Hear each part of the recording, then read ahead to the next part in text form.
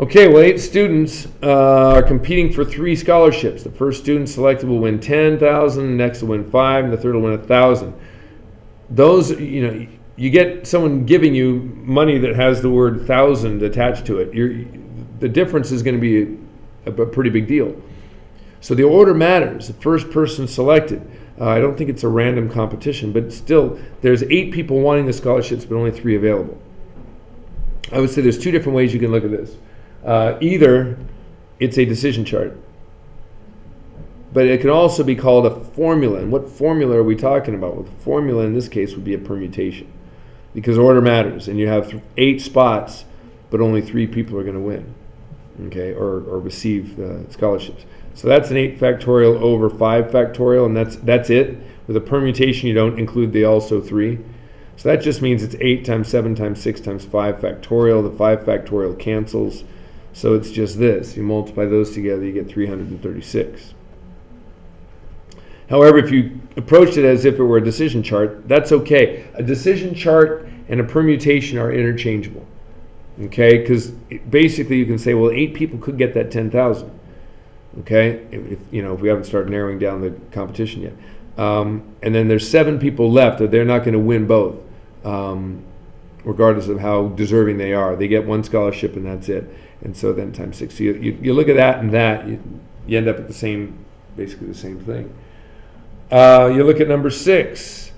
Probability of rain in Honolulu is 70. The probability of rain in Maui is 40%. What's the probability that it'll rain in Maui but not in Honolulu? Okay, well, this is just a multiplication type problem. You can almost go with the decision chart again as well, but you're multiplying the probabilities together. Now, don't just say, oh, well, I'll multiply 0.7 times 0.4.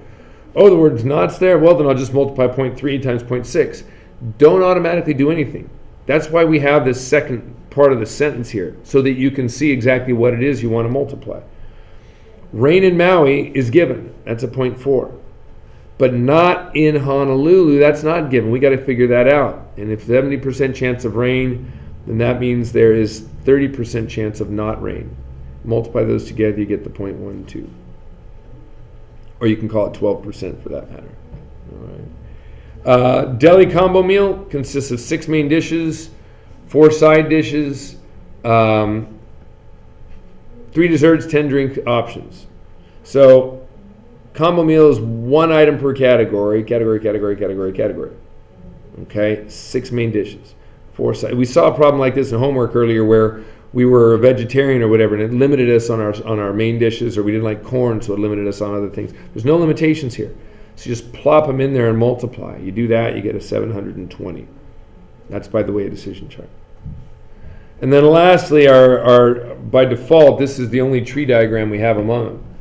And a tree diagram is easy enough to distinguish because it starts out either steak or spaghetti for dinner. Now, sometimes it'll say, okay, and there's a probability of one or the other. Well, this actually says the final question is, what's the probability that he eats steak? By the way, we'll go ST and SP since they both start with S. We don't know that yet. We don't know the probability. But that doesn't mean we don't set up the tree diagram or don't keep going.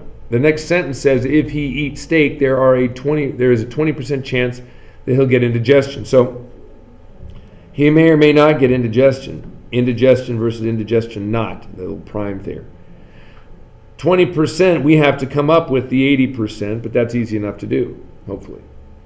Now, if he eats spaghetti, that means we've walked down this path already, and we're standing here deciding which way to go. Not really, because we don't get to decide to have indigestion or not. It either happens or it doesn't.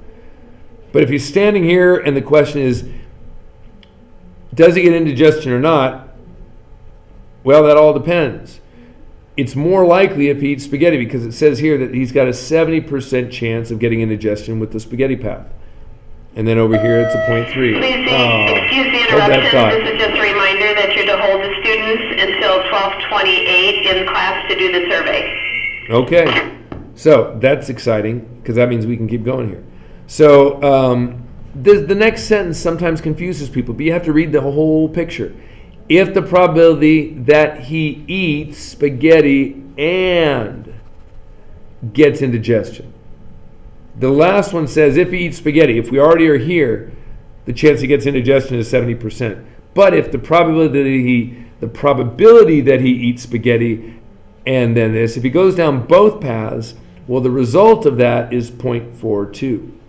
Okay?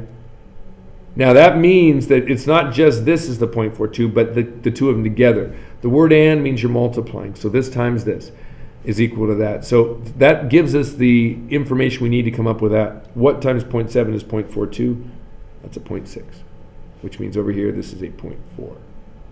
So that means, and that's what it's asking, the probability he eats steak, well there it is. It's a 40% chance that he eats steak.